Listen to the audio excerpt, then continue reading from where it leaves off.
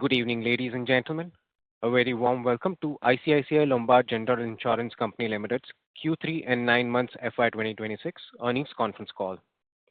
From the senior management, we have with us today Mr. Sanjeev Mantri, MD and CEO of the company, Mr. Gopal Balachandran, CFO, Mr. Anand Singhi, Chief Retail and Government, Mr. Girish Nayak, Chief Technology and Health, Underwriting and Claims, Mr. Sandeep Goradia, Chief Corporate Solutions, International and Bank Assurance, and Mr. Gaurav Arora, Chief Reinsurance, Underwriting and Claims for Property and Casualty. Please note that any statements, comments are made in today's call that may look like forward-looking statements are based on the information presently available to the management and do not constitute an indication of any future performance as future involved risks and uncertainties which could cause results to differ materially from the current views being expressed.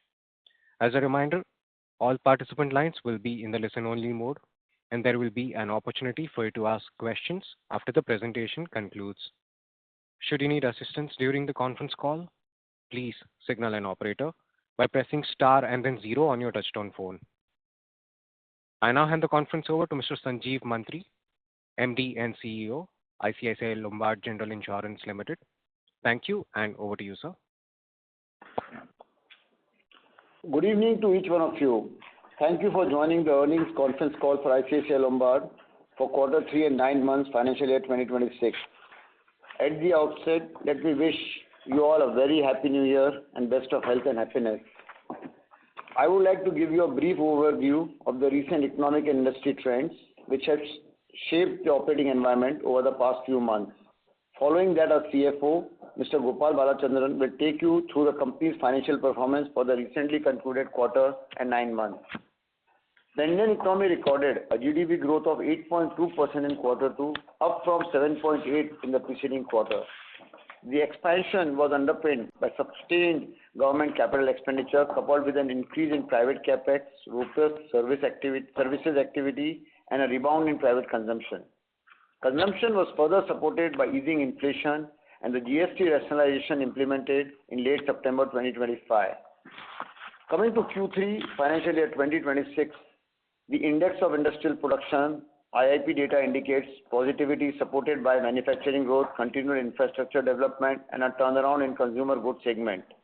E-way bill generation and toll collections during the same period recorded growth of 13% and 17% YOY, reflecting strong underlying economic activity. We believe that these high-frequency indicators should augur well for our commercial line of segment. Buoyed by GST rationalization, the automobile sector has seen a significant uptick in sales. According to retail sales data based on Vahan registration, the auto industry recorded a growth of 19.5% for quarter 3 2026, resulting in a total of 9.4 million vehicles sold. Within this, private car has seen a growth of 19.3%, translating to 1.3 million vehicles. The two-wheeler segment grew by 19.2% with the 7 million vehicles, whereas commercial vehicles grew by 22.2% with 1.1 million vehicles being sold. Interestingly, the overall growth in the vehicle sales is the highest in last 12 quarters. To add to it, this growth is more broad-based as Tier 3 cities and beyond have demonstrated faster growth in both private car and two-wheeler segments. This is also corroborated by strong growth of 28.8% in tractor sales for the quarter. Overall, the acceleration in new vehicle sales for the quarter has also led to a 7.7% growth for calendar year 2025 with a 28.1 million units being sold. The landmark decision of exemption of GST on retail health insurance has significantly improved affordability and increased awareness. The industry has passed on the complete benefit of GST exemptions to the end customers. This has led to an increase in policy uptake as more customers are seeking healthcare protection. Here too, the growth in retail health appears to be broad-based across markets and it's supported by a surge in first-time buyers, especially for Tier 2 and Tier 3 cities, which is a positive for this sector. On the regulatory front, the Government of India took a significant step during the quarter by introducing forward-looking reforms in the insurance laws with the passage of Sabka Bima Sabki Raksha, Amendment of Insurance Laws Bill 2025. While most of these amendments will have far-reaching effects on the insurance sector over time, a few important changes pertaining to the Insurance Act are as follows. Foreign investment in an Indian insurance company has enhanced from 74% to 100%, thereby supporting capital inflows. Enabling provisions in the Amendment Act to facilitate business other than traditional insurance underwriting and distribution, thereby allowing insurers to offer holistic risk management services. Simplification of provisions relating to investments of assets. We are excited about these changes, and we do believe that this should be structurally positive and would accelerate the growth and development of the insurance sector. This will also facilitate ease of doing business and provide better protection and risk management solutions to the policyholders. In another significant reform, in November 2025, the Government of India formally made effective 4 new central labor codes, including the Code on Social Security 2020. Consequent to this, benefits like gratuity, leave encashment, etc., paid on basic salary are now required to be paid. This is the new broader definition of wage. We believe these changes should translate into a more resilient workforce and strengthen employee security over time. This change has a one-time impact on the financials, which will be covered by Gopal in his section. Let me now dwell upon the industry performance for the period ended 31st December 2025. The general insurance industry reported a GDPI growth of 8.7% for 9 months 2026, excluding crop and mass health segment. The GDPI growth stood at 13.3% for the period 9 months 2026. Speaking on specific segments within the industry, commercial segment recorded a healthy growth of 14.8% for 9 months 2026 and 16.3% for quarter 3 2026. This growth led by strong momentum in the fire line, which grew at 20.1% for 9 months 2026. As mentioned above, this is driven by an increase in capex, particularly in areas such as roads, railways, and renewable energy. The motor segment grew at 8.9% in 9 months 2026 compared to 7.6% in H1 2026. For quarter 3 financial year 2026, the growth stood at 10.9%, supported by festive season demand and the positive impact of GST rationalization. Health segment grew at 14.2% for 9 months 2026 with a strong momentum of 27.6% growth in quarter 3 of 2026.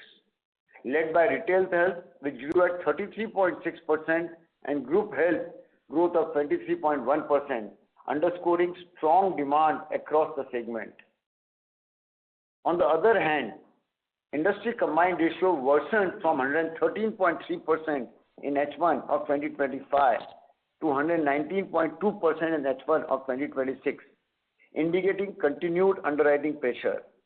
During the same period, ICICI core moved from 103.2% in financial year 2025 to 104.0% in H1 of 2026, reinforcing our superior financial performance through disciplined underwriting. The motor line of business remains a key area of stress, with the industry core increasing from 124.8% in H1 of 2025 to 128.5% in H1 of 2026. ICICI Lombard demonstrated better portfolio management in motor insurance, with the combined ratio improving from 108 to 106.9% during the same period. I will now proceed to present our company's performance across key business segments. For 9 months 2026, gross domestic premium income of the company grew by 3.6% compared to industry growth of 8.7% for the same period. Within this, for quarter 3 2026, the company reported a premium growth of 13.3% compared to industry growth of 11.5%, thereby improving its market share from 8.1% for quarter 3 2025 to 8.3% for quarter 3 2026. For December 2025 in particular, the company's growth in GDPI was 16.1% in comparison to the industry growth of 14.4%. Excluding crop and mass health, the company recorded a growth of 7.5% during 9-month financial year 2026 against the industry growth of 13.3%.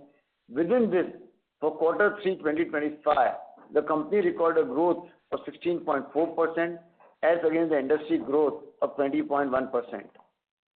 In the commercial line segment, our growth stood at 7.4% and 6.8% for quarter 3 2026 and 9-month 2026, respectively, while the industry grew by 16.3% for quarter 3 2026 and 14.8% for 9-month 2026. We continue to be focused on delivering profitable growth through disciplined underwriting, prudent risk selection, and portfolio diversification, resulting in the growth of fire segment by 18.8% in quarter 3 2026, driven by 27.4% growth in the SME segment. Further, the company delivered a 19.3% growth in fire compared to 15.8% industry growth for the month of December 2025. In the engineering segment, our growth stood at 15.2% and 13.3% for quarter 3 2026 and 9-month 2026 respectively, while the industry during the same period grew by 11.5% and 12.9% respectively. This led to we attaining leadership position in engineering segment for the 9-month 2026. On the other side, for 9-month 2026, the company's growth for marine cargo and liability segment was not in line with the industry growth on account of portfolio rationalization. However, we continue to maintain our leadership position in these lines. In motor segment, for 9 months 2026, the company recorded a growth of 5%, whereas the industry grew by 8.9%. While our growth in H1 of 2026 was only 2.2%, a rebound was observed in Q3 2026, driven by an underlying buoyancy in new motor vehicle sales. Consequently, the motor segment grew by 9.3% in Q3 2026, supported by a strong growth of 16.1% in December 2025. Despite heightened competitive intensity in the recent quarters, we remain focused on profitable growth, driven by continuous expansion across distribution channels and a more granular portfolio segmentation. Importantly, the company continues to maintain its leadership position in the motor segment with a market share of 10.7% for 9 months 2026. The company's motor portfolio mix of private car, two-wheeler and commercial vehicle stood at 53.6%, 25.8% and 20.6% respectively for 9-month financial year 2026. In the health segment, the company grew by 42% and 13.8% for quarter 3 2026 and for 9 months 2026 respectively, as against the industry growth of 27.6% and 14.2% for quarter 3 financial year 2026 and 9 months 2026 respectively. Our health business delivered a robust growth of 85.8% in quarter 3 2026 and 44.8% in 9 months 2026, significantly outperforming the industry growth of 33.6% in quarter 3 and 16.5% for 9 months 2026. Our growth was fueled by new to industry customer growth of 1.7x for quarter 3 2026 and 1.4 times for 9 months 2026. Thus, our market share increases to 4% in 9 months 2026 compared to 3.2% for the same period in the previous year, and for quarter 3 2026, our market share has increased to 4.5% from 3.2% for the same period in previous year. The strong performance has also been driven by sustained investment in strengthening our retail distribution capabilities across channels. The group health segment registered a growth of 26.6% and 5.9% for quarter 3 2026 and 9 months 2026 respectively, while the industry grew by 23.1% for quarter 3 2026 and 12.6% for 9 months 2026. I will now like to apprise you of certain strategic initiatives that continue to drive operational excellence and customer centricity across the organization. The One IL One Call Center initiative continues to deliver strong momentum in the company's transition towards a digital-first, do-it-yourself servicing model. In December, over 60% of the total service engagements were managed digitally, as against 38% only for April 2025. This was possible due to our AI interventions through various bots, which has helped customers in adopting DIY service modes. This has led to improved turnaround times, service consistency, and increased productivity. Our differentiated service desk initiatives, which we had spoken about in a previous call, have resulted in increase of our call center NPS to 73 in Q3 of 2026 from 60 in Q1 of financial year 2026. Building on a One IL One digital framework, we continue to take positive strides toward offering a seamless and omni-channel experience across our website and the IL TakeCare platform. As you might recall, the IL TakeCare app was initially launched to provide a continuum of care for our health insurance customers. Over time, the app has continuously evolved with new functionalities and features, making it a comprehensive one-stop solution for service and sales across multiple retail product lines. The app has now crossed 19.7 million downloads as of December 31st, 2025, reflecting growing customer engagement and digital adoption. The company registered a GWP of 3.54 billion for 9 months 2026 from the IL TakeCare app, as against 1.45 billion for the same period last year. IL TakeCare has also made significant progress in addressing key customer service requirements and delivering a seamless insurance experience. Just to highlight, for TripSecure Plus, our premier travel insurance product, customers can now independently manage claims, policy cancellations, extensions, and modifications through the app. These enhancements have enabled 93% of service requests to be processed on DIY basis without the need for manual intervention, leading to a corresponding reduction in support call volumes. Notably, 79% of claim intimation for TripSecure Plus in December 2025 were also initiated through IL TakeCare app, as compared to 22% in July 2025. In order to continually enhance our efficiency levels in motor claims, we have expanded our cashless garage network from 13,600 plus garages in quarter 3 2025 to 15,000 garages in quarter 3 2026.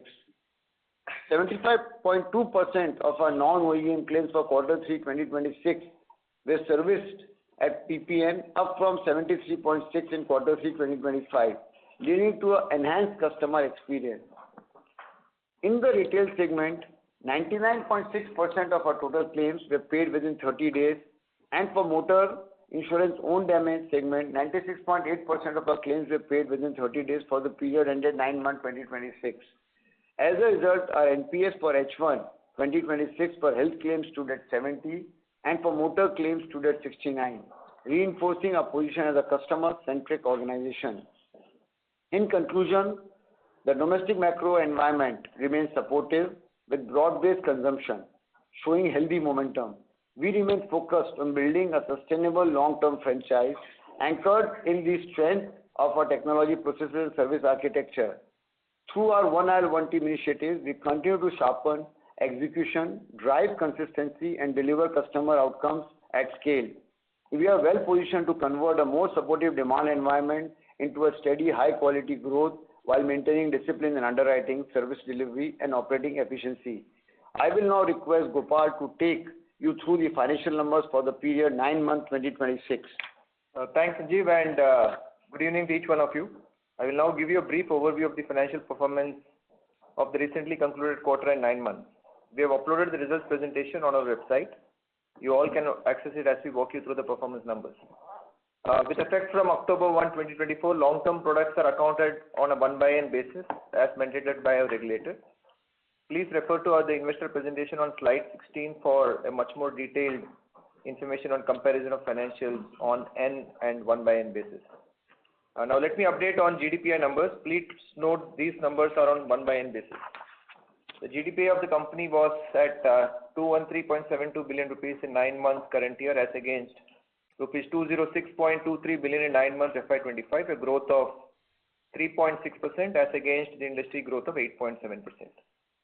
GDPI of the company was at 70.41 billion in Q3 FY26 as against rupees 62.14 billion in Q3 FY25, a growth of 13.3% as against the industry growth of 11.5%, resulting in our market share to grow from 8.1% in Q3 last year to 8.3% in Q3 of the current year. On the retail side of the business, GDPI of the motor segment was at rupees 33.99 billion in Q3 FY26 as against rupees 31.09 billion in Q3 FY25, registering a growth of 9.3%. The advance premium for motor segment was at 41.26 billion rupees as at December 31, 2025, as against rupees 39.13 billion as at September 30, 2025. GDPI of the health segment was at rupees 20.44 in Q3 this year as against rupees 14.53 billion in Q3 FY25, registering a growth of 40.6%. Within this, our retail health segment registered a robust growth of 85.8% during the same period. GDPI of our commercial line was at rupees 15.72 billion in Q3 FY26 as against rupees 14.63 billion in Q3 FY25, registering a growth of 7.4%. Our agents, which includes the point of sale distribution count, was 1,50,458 as at December 31, 2025, up from 147,408 as at September 30, 2025. Our combined ratio on 1 by N basis was 104.2% in 9 months current year as against 102.9% in 9 months last year. On an N basis, our combined ratio was 103.1% in the current year as against 102.8% in 9 months last year. Combined ratio on again 1 by N for this Q3 current year was 104.5% as against 102.7% in Q3 last year. Again on an N basis for this year Q3, combined ratio was 103.1 as against 102.3 in Q3 FY25. We have been talking about the impact of cat losses. If one was to exclude the impact of cat losses of rupees 0.84 billion in 9 months current year and 0.94 billion in 9 months of last year, the combined ratio on a 1 by N basis was 103.7% and 102.3% respectively. The same numbers on an N basis was 102.6% and 102.2% respectively.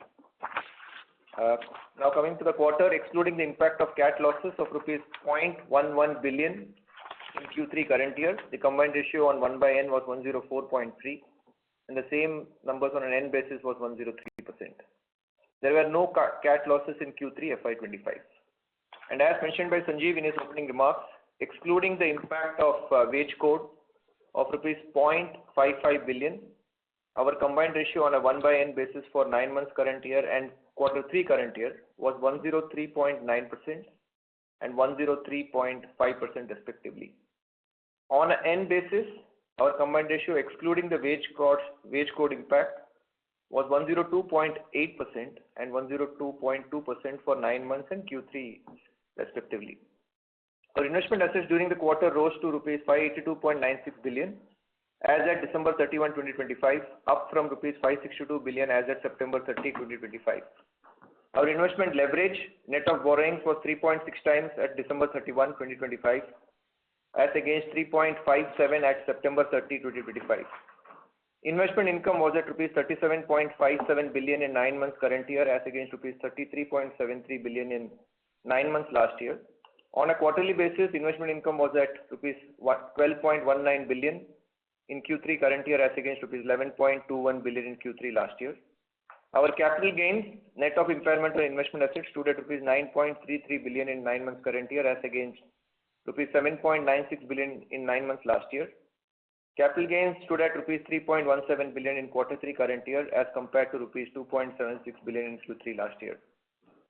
On a 1 by N basis, our PBT grew by 10.8% at rupees 29.41 billion in 9 months current year, as against rupees 26.53 billion in 9 months last year.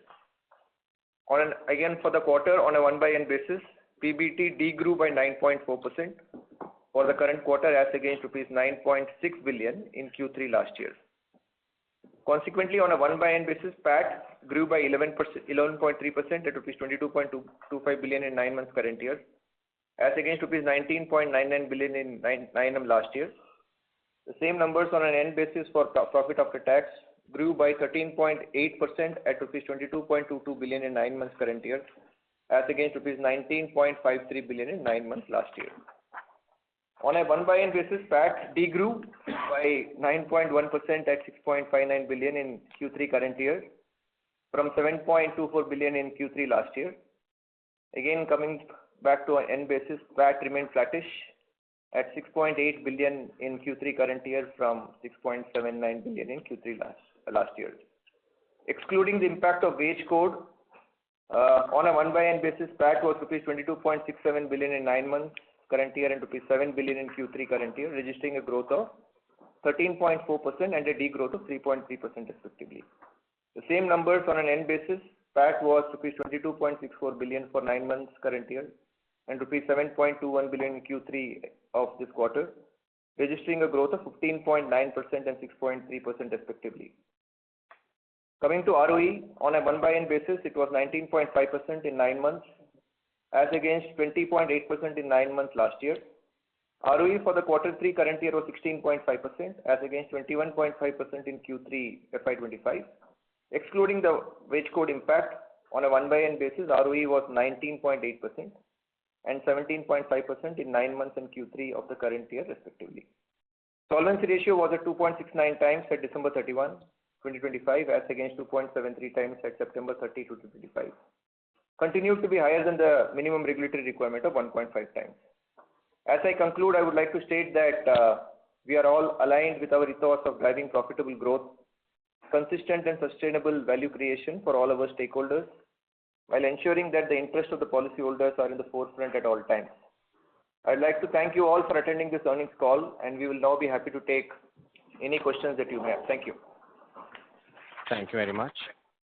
We will now begin with the question and answer session.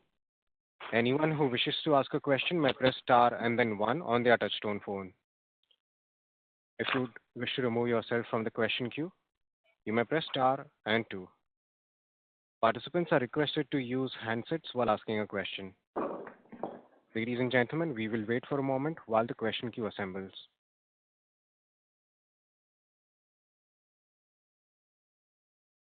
Our first question comes from the line of Supratim Datta from Jefferies. Please go ahead. Hi, thanks for the opportunity. My first question is on the labor codes. We understand that there is a 50 crore impact from the labor code changes. Just wanted to understand what proportion of this is recurring versus what proportion of this was one time. That was the first question. Secondly, coming to growth. Now, despite the GST tailwinds, the growth, even on the motor side, if I see, has been slower than what the industry has witnessed. And I do understand that competition has been elevated. But the regulator at the regulatory level has taken multiple steps, be it expense of management guidelines or discussions with the industry, to reduce the competitive intensity or bring in some bit of rationality. Yet we are not able to see that happen. So from here, if I'm taking a 2 to 3 year view, what will drive growth in the motor segment for a player like you, which already has 10-11% market share? That's if you could throw some light on that, that would be very helpful. And lastly, on the motor TP loss ratio, I do understand last time there was a TP release. But this time it seems to be a more normalized loss ratio. Should we assume that the reserve releases should hold and there is no further release that would come in the fourth quarter, or could there be further releases that would come in the fourth quarter? If you could throw some light on the reserve release, but that would also be very helpful. Thank you. Thanks, Supratim, for those questions. On the first one, so far as the labor code is concerned, obviously, the impact of 55 crores in that sense is one time because it's primarily the liability resulting from an actuarial valuation for the past service cost insofar as wages is concerned. Having said that, obviously this code is also evolving. So hence to that extent, we will have to see if there are any more incremental guidelines or rules that come into existence. But at this point of time, basis whatever has been released thus far, this impact of 55 crores is what is the past service cost, which is a complete impact that we have taken in the financials of Q3 and 9 months. And if you would have seen also the disclosure that we have made, there is an element of roughly about 17 crores. This is the amount of unamortized cost, which will kind of get amortized over the next 3 years, in line with again the actuarial report. Those are the two numbers insofar as the impact of wage code is concerned. 55 crores is more a one-time impact in the financials. 17 crores of amortized cost is something that will get amortized over the next 3 years. So that's in response to the first one. On the response to the third question, motor third-party loss ratios, I think I will keep reiterating this.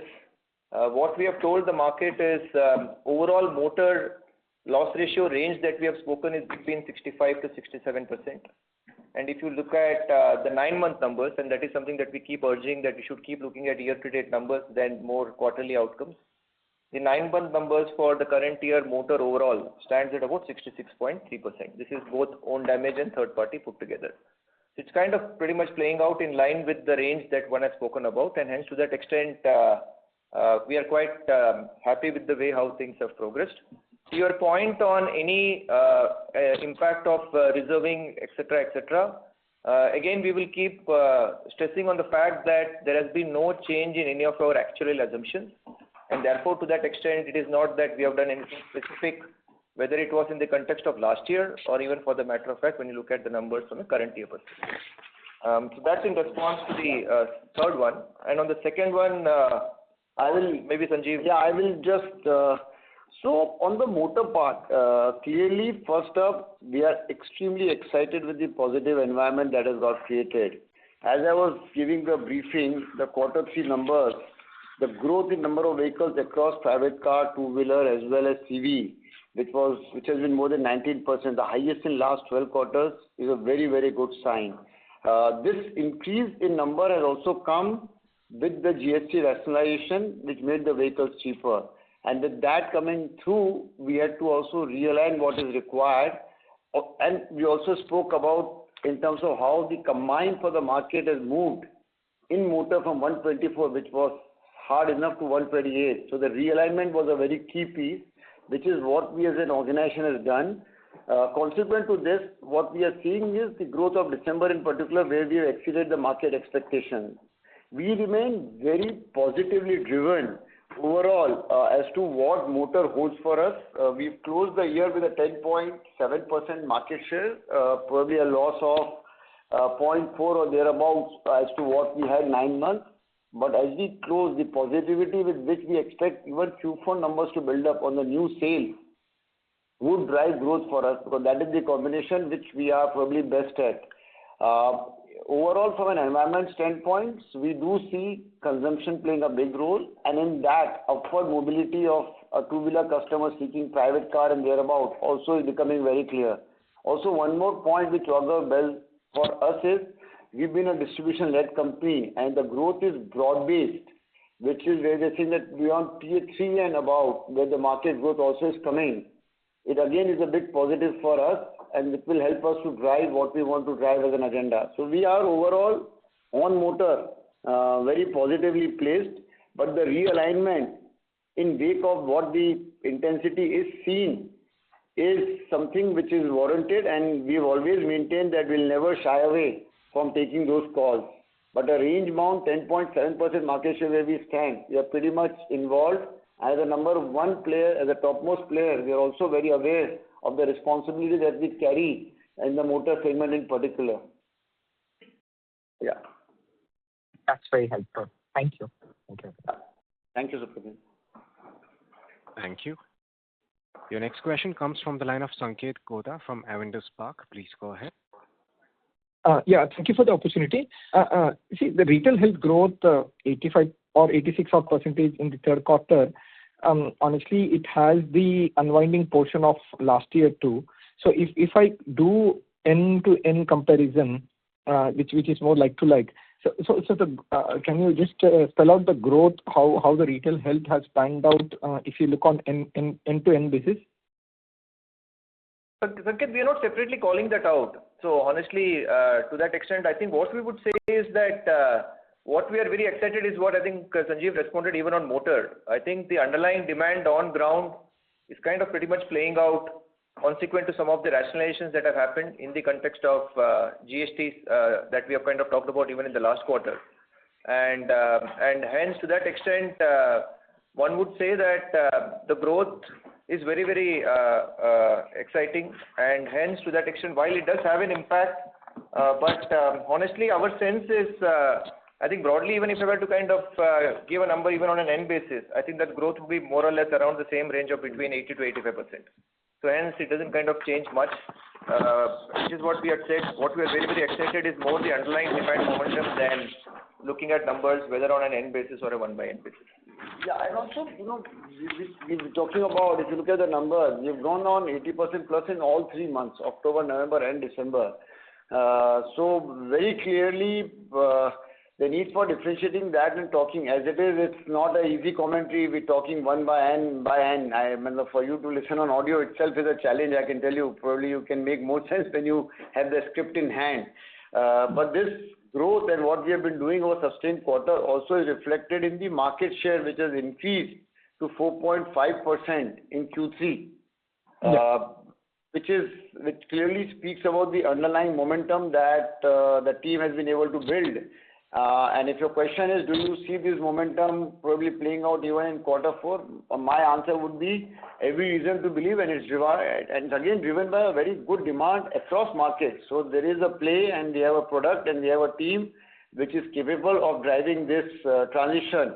If you had asked me beginning of the year, did we expect 4.5% kind of a market share, my answer would have been probably it would have been a shade lower than that. So there is tailwind, which is also helping us look better than what we could have been. But would we have been far? Probably would have been 4%. So it's pretty much there, and we are well set. So we are at the right place at the right time as far as health is concerned.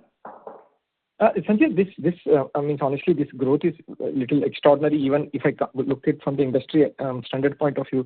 Is it any particular channel, or you, which were not present in a particular channel, now exploring the channel has contributed to the growth? So, that I can explain you. That I can explain, Sanket. That's what your question was. So see, the product Elevate was last year, July, okay? So we had started doing well in that, and that renewal base also comes and gets added to the book. So mathematically, plus supported by the tailwind, there is an answer to that part. I mean, I'm definitely not saying that 85% of the growth that will continue over quarters and quarters. So mathematically speaking, the retention of a product and the quality product is there, then you get good customers, and the retention also is very high. And so there is that part which is helping us to drive this kind of a growth, Sanket. Understood. But any new channel which contributed, like maybe you were not present in one or It was pretty broad. Of course, our agency channel has opened up significantly, and we're able to attract a lot more channels. So agency is driving this growth, but at the same time, even on websites. So we've been pretty across channels, but the contribution percentage per se of what was there would not have gone through a significant change if you look at the distribution pattern. So we are seeing this growth across channels, Sanket. Sanjay, the reason I'm asking is that and even banker for that matter. Understood. No, the reason I'm asking this question is that is our payout structure to the distributor is more skewed on N basis rather than 1 by N basis, and then given the target. No. We have absolute clarity that even if it's long term, what we will do is what comes with 1 by N. As a team, for us, we continue to operate strictly on those guidelines, Sanket. Okay, understood. Okay. So basically, commission payouts are also on 1 by N basis. Sorry to interrupt. Yeah, on that, yes. Okay, understood. Thanks. Yeah, but so it would be differentiated to that extent that first year would be something, and then second and third year. That obviously is the case, but it is distributed basis. Understood, Sanjeev. If I squeeze in one more, sorry. Sorry to interrupt, Sanket sir. May we request to return to the queue for follow-up questions, as there are several other participants waiting for Yeah, their yes, turn, sir. sir. Thank you so much. Our next question comes from the line of Prayesh Jain from Motilal Oswal. Please go ahead. Yeah. Hi, everyone. Just a Hi, couple of Prayesh. questions. Just a couple of questions. Firstly, on the motor side, Sanjeev, we've seen tremendous growth in volumes, and what I've understood is there is premiumization trends as well. In spite of that, the premium growth for the industry has a decent gap between the volume growth of the industry as well as the premium growth what we have seen, right? So in that sense, what is causing that disparity? And have you seen any further pricing aggression in Q3 with respect to motor OD premiums, given that it was anticipated that the growth would be there and the competition intensity is increased? That's my first question. And second question is, in terms of retail health, could you give us some qualitative or some numbers as to what is the kind of growth that is driving the new customers that are coming? What are they coming at? What kind of sum assured they are coming? And also the existing customers, are they scaling up the sum assured and maintaining the premium levels, or what's the kind of trajectory that we are seeing there? Yeah. Okay. So on the motor side, Prayesh, clearly, if you see, the growth has been broad-based, and we've seen small cars, the small hatchback cars being sold far higher than any other car. So the volume growth may not necessarily translate into equivalent growth in premium for the industry. And also what has to be noted is that this growth also is fueled by the rationalization which happened from 28 to 18%, which itself led to an impact on the yield per vehicle going down. So it's the combined thing, and that is where the realignment also had to be done by us as a team to ensure that what we pick up overall from the market with respect to our own motor portfolio. And also we spoke about how the H1 is seeing the combined ratio getting, that's to answer the competitive intensity that you're speaking about. The motor combined in 124.5 and thereabouts had very little room to go further down. It moved down to 128, and if that is the kind of development that comes in, there is no reason to believe that the competition intensity has gone down. And at the same time, you spoke about specific players coming in, coming out. Frankly speaking, our journey is very secular. We've got a decent understanding, and we back ourselves in terms of what we are picking up and what we do want to do in this motor segment in particular.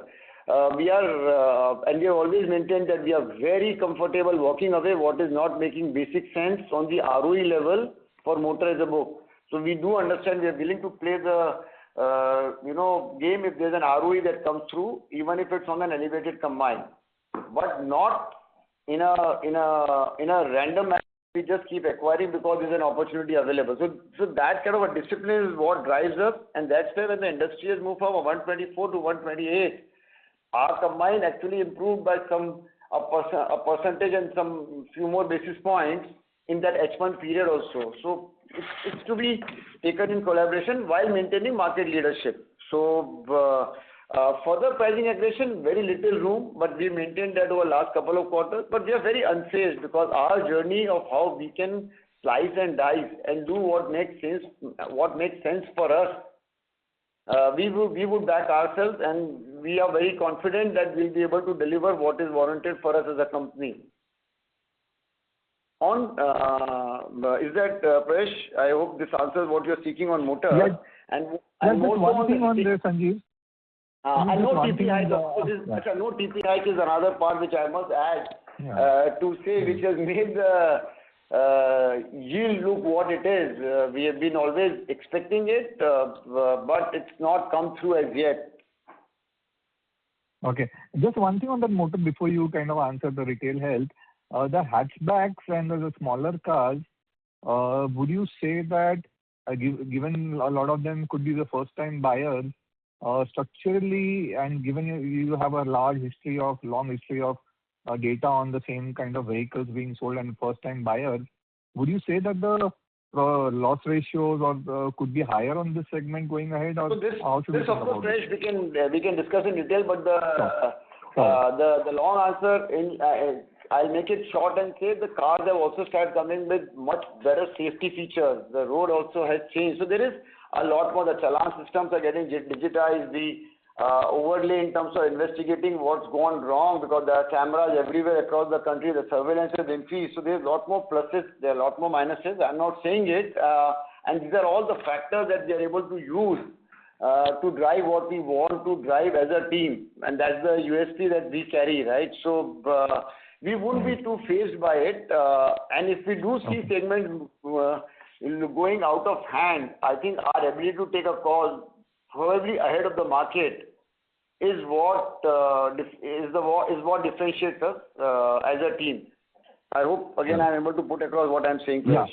Yeah, absolutely. Okay. And on the Just retail retail health, health. on the retail health, clearly we have seen far more, awareness. I think this GST cut, besides of course making it more affordable, has been the biggest marketing, to make the individuals and their families to realize that health insurance is critical. And as a trend, to be very honest, we do see some insured increasing significantly. We see bulk of our customers in the range of 7.5 to 10 lakh sum insured. So, which is a big positive. Also, to just share with all of you, whenever a customer picks up a higher sum insured, their ability to retain and be with us is much higher because the quality of the customer is much better.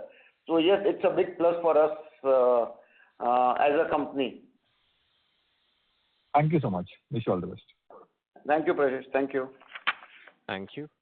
Your next question comes from the line of Avinash Singh from Emkay Global. Please go ahead. Yeah, hi. Good evening. Thanks for the opportunity. So couple of questions. The first one is looking at the impact of 1/n in terms of a combined ratios. Is it kind of a fair assumption that your multi-year product has seen a very, very strong growth? If you can sort of provide some color, I mean, within your retail health, what is the multi-year premium shares? So that's one. Second, that now we are kind of have seen 9-10 months of the year. So for FY27, if I have missed, I don't know, you can provide some kind of guidance on growth as well as on combined. And related partly in motor third party, should we expect by the time your Q4 some reserve releases, given that where your reserving are sitting, or kind of a reserve release in FY22 to 24 is still pretty minimal. So is it kind of fair to assume that the Q4 should see some motor TP reserve releases? Thanks. Yeah, so Avinash, I think I'll go it on the reverse way. So motor third party, I think obviously, I think as an industry, we all have been kind of waiting for the price announcement. So we'll wait and see. By the time we announce results for the next quarter, hopefully we will see where we land. So we will keep all of you updated on that. On the second piece on what is it that we can expect for the next year, I think this is something that we had spoken even in last quarter, as in to say that I think given the strong growth momentum that we see kind of getting rebound back to us, what we have always maintained is at a top line, or from a growth standpoint, we have tried to see if we can be 100 to 200 basis points at a company level better than the industry growth numbers. This is cutting across all lines, and that is exactly what possibly you would have seen getting exhibited in quarter 3 for us in terms of where our growths were vis-a-vis the industry growth, and even more specifically, if you would have seen even for the month of December, I think we have had an outperformance vis-a-vis the overall industry numbers. So therefore, that's something that we would endeavor, even as we head into, given the strong growth momentum that one is seeing on ground, and hence to that extent, that is what we would kind of pencil in terms of trying to continue to gain incremental market share. On combined, more important than the combined, I think what we have largely spoken is to try and see if we can continue to sustain delivering ROEs in that range of 18 to 20%, even if you would have seen the numbers for the 9 months. It's been roughly around 19% thereabout. So hence to that extent, in that range of 18 to 20%. So that's something that is what we would look forward again when you look at how we would want to play out even for the next year from an ROE standpoint. To your first point, I think it is a high single-digit number in terms of the proportion of long-term premiums vis-a-vis the total premium that we underwrite. But I think the only thing that we would keep urging is, I think even as I was reading the transcript, I did realize there are so many numbers on an N and a 1/N basis across various parameters. So hence, to that extent, if you ask us, ideally on a this will actually kind of continue for even maybe for the next 3 quarters, because while quarter 3 of this year onwards, now everything is on a 1/N, but still there will always be a factor of the first question that was being asked in terms of what is the impact of accrued of last year in this quarter, and so on and so forth. So hence, to that extent, a far better reflection is to keep looking at numbers on an N basis, and there if you would have seen our combined for quarter 3 has actually been better. I think if you look at quarter 3 of last year, our combined was roughly about 102.3%. And this number on an N basis for quarter 3 of the current year is 102.3%. So Gopal, there I just want to interject and make this point. And we had said that also when 1/N came in. As a company, we don't want to confuse at any point of time economic value to accounting. We're very clear. So we have, in all our conversations with our team and key personals who are involved, we only discuss on N basis because that is the true value which will get embedded in the company. What comes because of the accounting part is just an outcome for us, and that is the real valuation, value that we can add.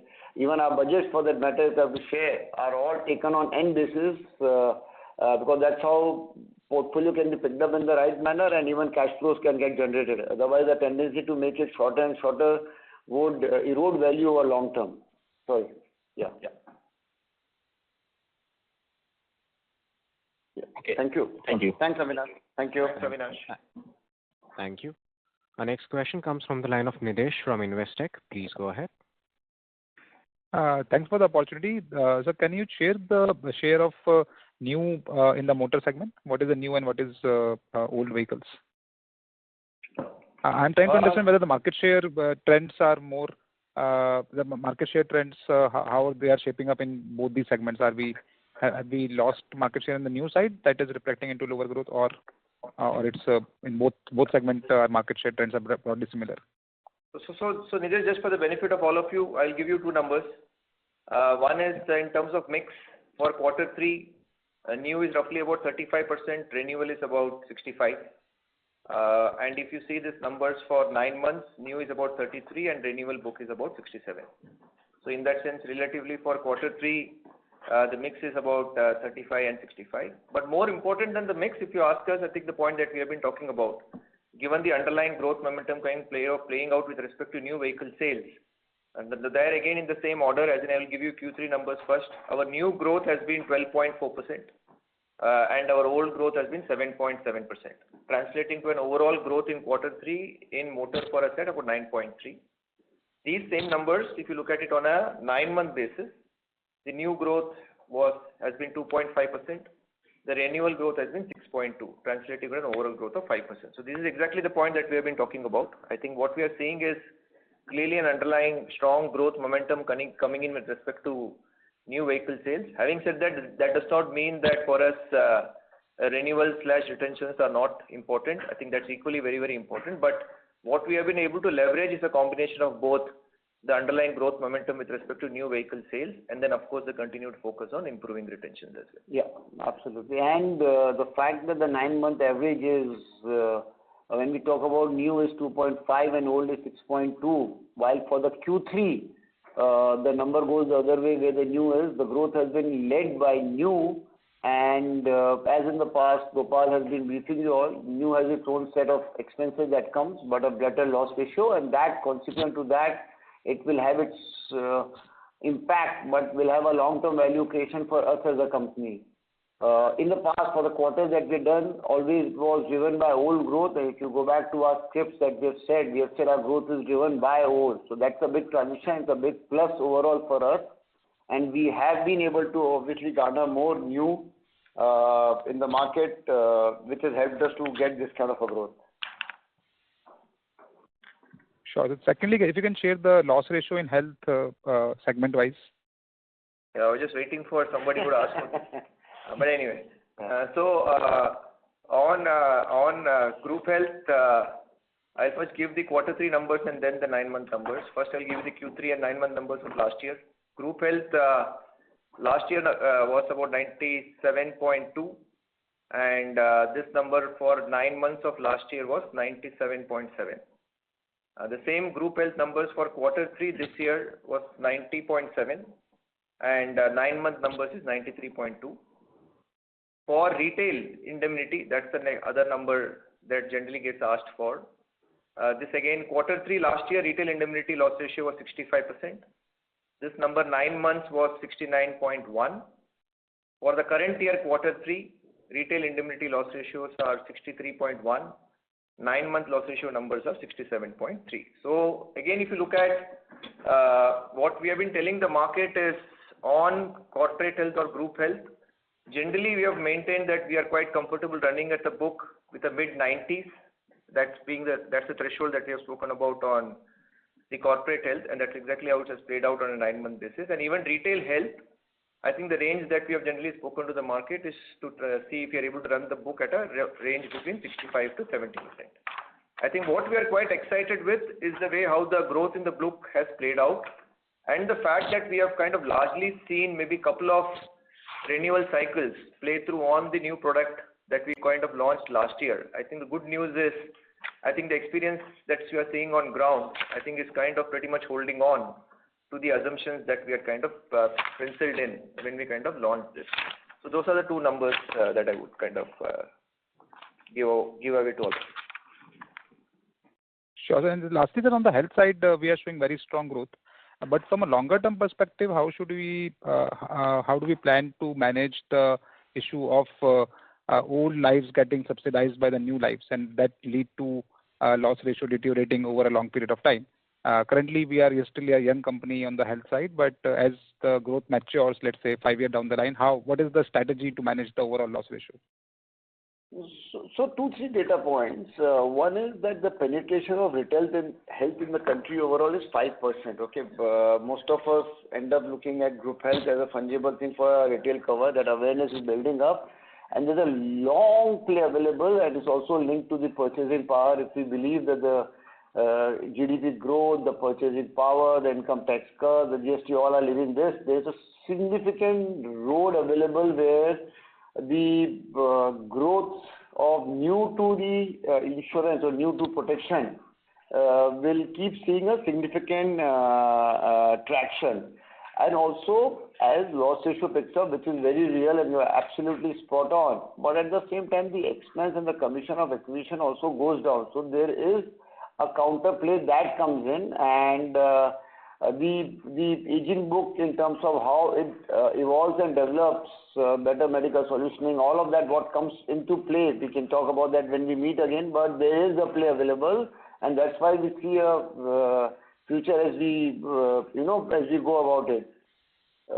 And there is, of course, and just to add to it, there is a good preventive play that will also become a critical factor for each one of us in our life. So if there was as a company, we would be very actively involved. There is so much more available, and through our I'll Take Care, which has got good traction in real terms. We do believe that we will play a significant role. Right now, it's all selling the policy, and admission is how we interact, but that also is progressively changing. There is a good idea available, and it's not that sitting in our room we don't play out and simulate as to how this portfolio will behave 2 years, 3 years, 5 years down the line. These are part of actual actuarial modelings, and we are well aware of it. Sure, sir. That's it from my side. Thank you. Thank you. Thank you. Thank you. Thank you.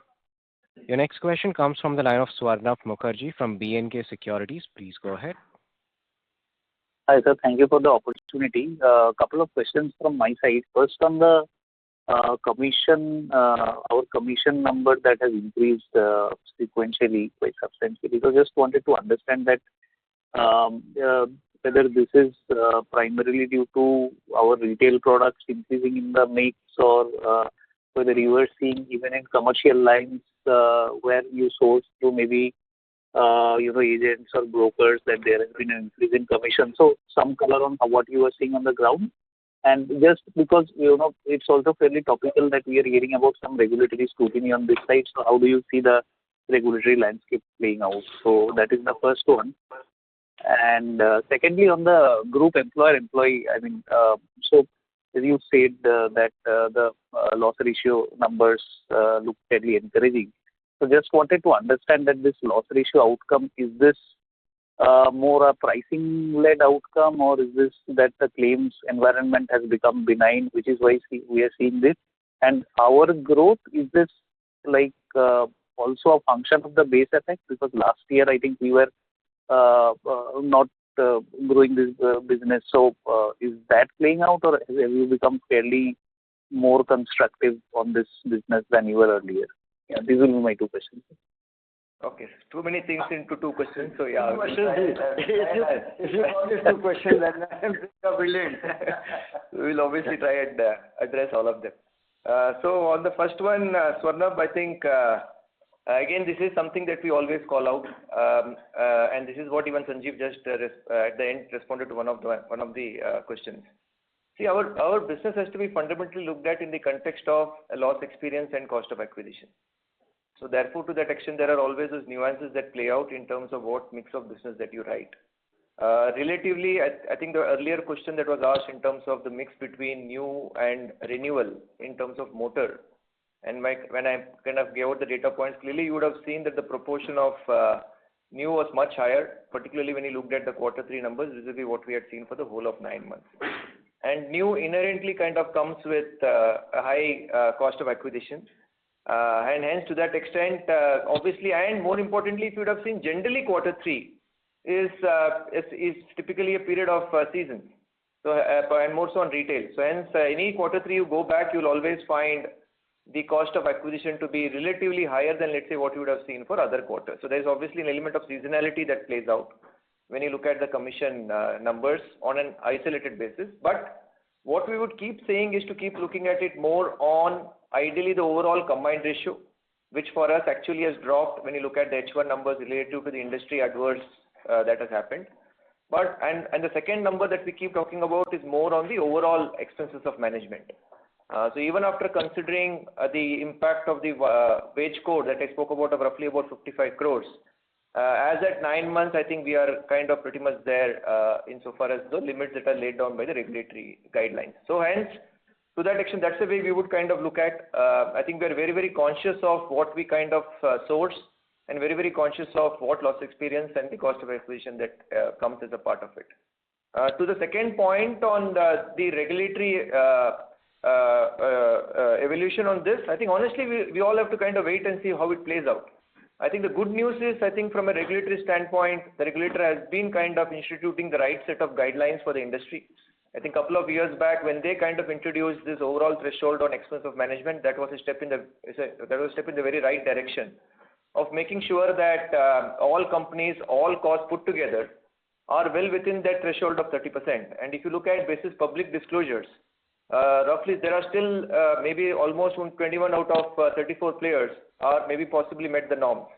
There are still a lot list of companies which are still in exceedance on the expense of management. So honestly, I think what we would want to see from a market standpoint is to make sure that every player in the market stays within the limit on expense of management, and then honestly we will wait for any subsequent changes that comes from a regulatory changes. But we will be equally kind of committed to whatever the guidelines that the regulator lays down. So that's in response to the first point on both commission increase and what could happen in terms of regulatory change. To your second point on the GHI, yes, it's a combination of both. I think again this is something that we have articulated not only in the context of GHI. In general, I think what we have stayed focused on every line is to see how we can remain profitable. And the very fact that the loss numbers that I gave out is a testimony to the fact that we have been very, very careful and selective in terms of what risk do we want to underwrite. Equally, it's obviously a combination of both the points that you made. It's a combination of, let's say, a better price in terms of what we are comfortable underwriting, and two, we have our own in-house claims management team. I think they do a brilliant job in terms of making sure that once a group health account is underwritten, how is it that we can play a very, very important role in managing the overall loss experience, and at the same time giving delight insofar as customer experience is concerned, which is again reflective of the NPS scores that we have kind of called out, whether it is motor or whether it is health. So that's how the growth has been reflected. And again, we will continue to see that play out even as we head into quarter 4, or even for the matter of fact, the next financial year. Right, sir. Understood. Just on the first question, I wanted to also check on the commercial line side. So is there any kind of like for where you have an intermediary to source the deal has been a claim commission inflation? Anything you can point out? So honestly, commercial lines in general, I think has been, if you remember, I think what we have told the slides is commercial lines, we have our own relationship team, which acts as a direct interface insofar as working with corporates are concerned. And hence to that extent, obviously relatively that cost of sourcing tends to be very, very low. But at the same time, what we also write as a part of the commercial lines is some of the SME risks, which tends to be relatively widely distributed. And there will be an element of cost of distribution. But overall, the point that I made, when you look at the loss experience plus the cost of acquisition put together, on the commercial lines book, that's a very, very profitable book for us. And that's the way how we look at it, again, rather than looking at one element of the business that we source. Right, sir. Got it. That's very helpful. Thank you so much, sir. Thank you. Thanks, Varnam. Thank you. Thank you. We will take the last question from the line of Nischint Chawathe from Kotak. Please go ahead. Yeah, thanks for taking my question. You have a very impressive growth in retail health, and we can see an improvement in retail loss ratios as well. But as we understand, typically the loss ratios in retail products are significantly lower in the first 2-3 years, and then they kind of move up from there on. So I would have kind of said that this delta is because of the portfolio mix. Is it something that the new policies that are originated are ported, or they are originated under different covenants, or is as a cohort level profitability stable or improving or deteriorating? If you would give some color on that. So Nischint, again, I think I'll kind of maintain the same response that I gave to the earlier question, which is I think the loss ratio range on retail health as a company that we are comfortable running at is between 65 to 70%. And so that's the number that we will keep looking for in terms of how we are able to stay within that. To a large part in terms of sourcing, I think honestly what we want to do is in line with, let's say, some of the discussions that even the government has been doing to kind of increase healthcare or increase healthcare penetration. Consequent to some of the reforms that they have done is to kind of improve penetration at large. So hence, I think where we are kind of largely expanding our distribution reach, which is what we put out also as a part of the opening transcript, to say that even on health, we are seeing, let's say, an increase in Tier 2, Tier 3 cities kind of contributing, and these are, as we said, new to insurance. So hence, to that extent, I think so far as we are concerned, we would want to kind of continue to expand by acquiring a lot many more new to insurance customers. And two, and more importantly, the earlier point that I said in terms of our ability to continue to retain our own customers is something that we are very much focused on. So it will be a combination of those two is what will continue to drive growth in the retail health book. And Nischint, just to add to what Gopal is saying, see, we've also transformed our own journey, right? And we are a multi-line, multi-product company. For us, whether the customer comes from the route of motor or from health, we are seeing it from a comprehensive one-stop solution. We were underballed in our offering for a number of years as far as retail health is concerned, and we know that going in as we move along, while we all know that the loss ratios move upward as we age, and that's the truth which I don't see would change. But at the same time, we also know if we are comprehensively dealing with this customer, the motor loss ratio also goes down. I mean, just to share with you. So it's a very clear mix, and we are very well placed as a multi-product, multi-line company. So what we are seeing is getting a good customer on board and then working with them on a lifetime profitability. So the maths is what plays out vis-a-vis what you see, because at times you will see only health, at times you will see only motor. But what we look at it is in a far more comprehensive offering, and with a 2.9% market share, which was just probably 18 months back for us to be a 4.5, where we stand as we exit quarter 3, it is just helping us to build a very well-rounded practice. I'm not saying it was not well-rounded, but health in particular was always in a state which was driven by GHI and underballed on this part. We see this as a toggling part, and we see it as a very significant play in our scheme of things.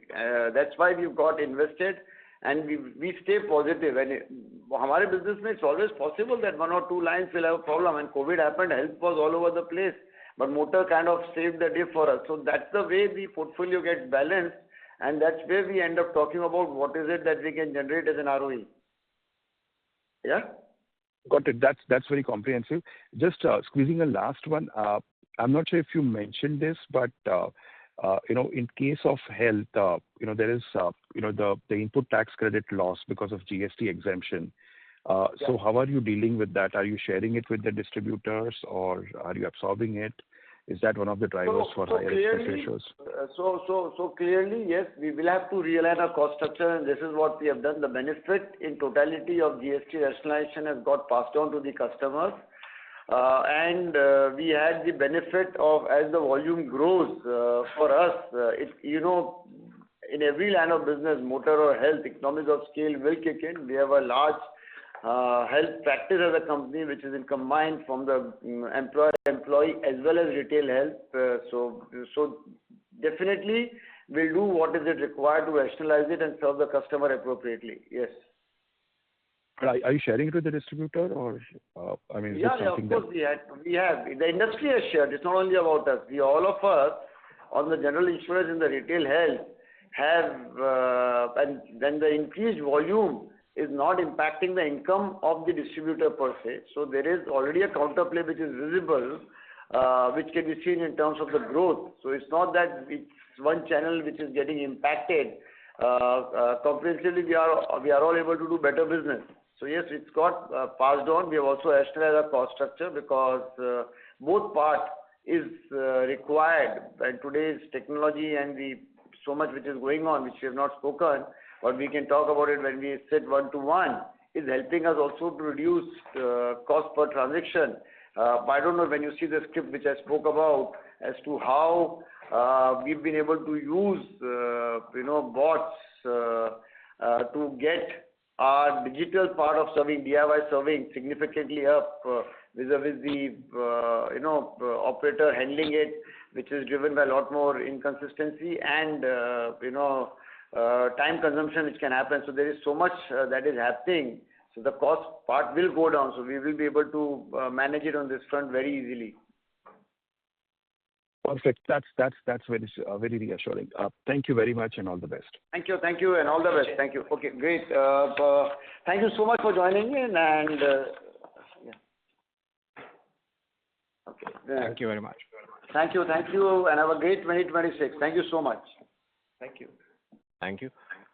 On behalf of ICICI Lombard General Insurance Company Limited, that concludes this conference. Thank you all for joining us, and you may now disconnect your lines. Thank you so much. Thanks.